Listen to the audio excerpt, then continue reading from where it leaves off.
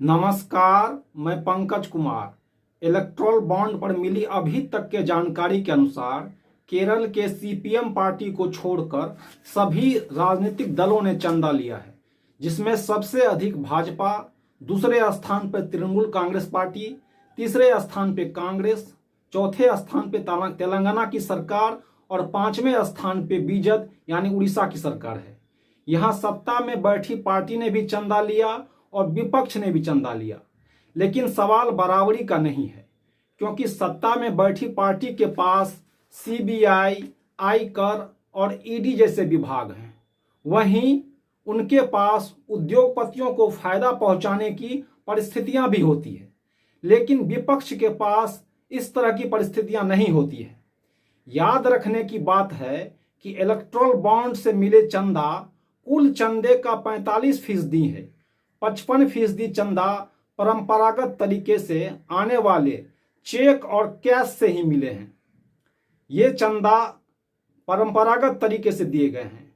हिंदुस्तान में छपी खबर के अनुसार जब निर्वाचन आयोग ने राजनीतिक दलों से बॉन्ड का विवरण भेजने को कहा तो राजनीतिक दलों ने दिलचस्प जवाब दिए।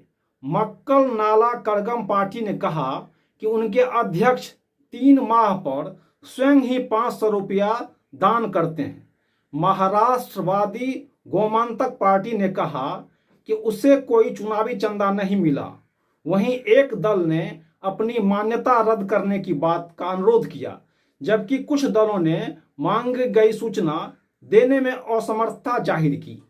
एडीआर के संस्थापक सदस्यों में से एक त्रिलोचन शास्त्री के मुताबिक जनता को ही अपने पसंद के उम्मीदवार या दल को अपनी क्षमता के अनुसार चंदा दे देना चाहिए, ताकि किसी तरह भ्रष्टाचार पे अंकुश लग सके। सवाल यह है कि क्या राजनीतिक दलों को सूचना के अधिकार के तहत लाया जाना चाहिए या नहीं।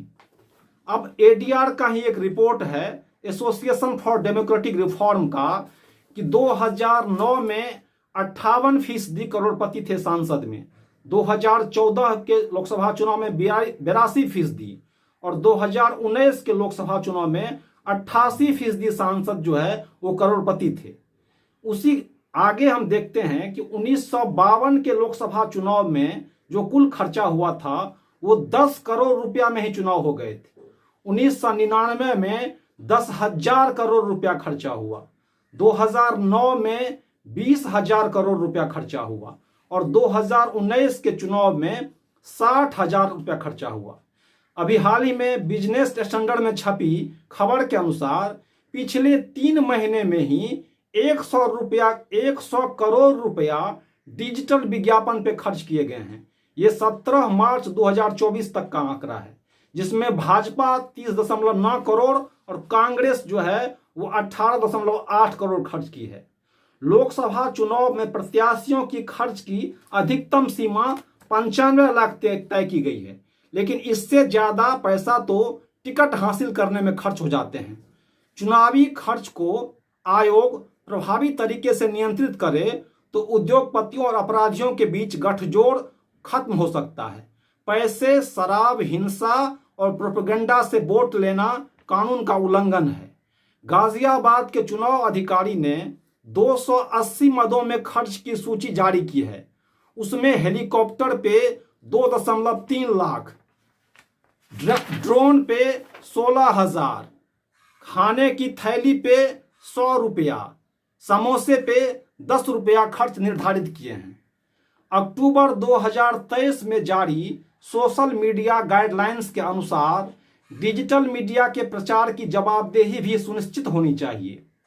अब यह भी कहा जाने लगा है कि चुनाव में होने वाले खर्च का पैसा आखिर आम आदमी के पास ही जाता है, जिससे जीडीपी और देश के अर्थव्यवस्था को फायदा पहुंचता है। लेकिन क्या इससे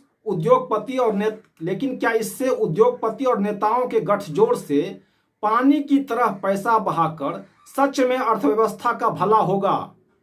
यदि ऐसा है तो हमें क्यों यूएनडीपी द्वारा जारी की गई मानव विकास सूचकांक में भारत, जो विश्व का 5वां बड़ा अर्थव्यवस्था है, 193 देशों में 134वें स्थान पर है, जिसमें शिक्षा, स्वास्थ्य, प्रति व्यक्ति आय जैसे पैमाने को शामिल किए गए हैं।